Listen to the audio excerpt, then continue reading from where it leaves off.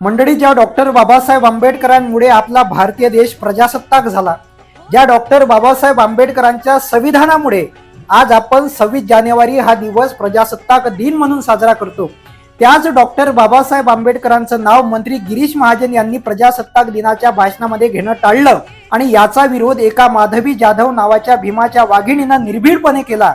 सगळ्यात आधी त्या माऊलीचं अभिनंदन करतो आणि या माऊलीनं आपल्या निषेधातून सांगितलं की चळवळ इथल्या मुजोर सत्तेची गुलाम झालेली नाही। काही लोक प्रशासनामध्ये काम करतात, चळवळीमध्ये काम करतात, आपलं निलंबन होईल, आपण सस्पेंड होऊ म्हणून अन्यायाच्या विरोधात आवाज उठवायला भितात।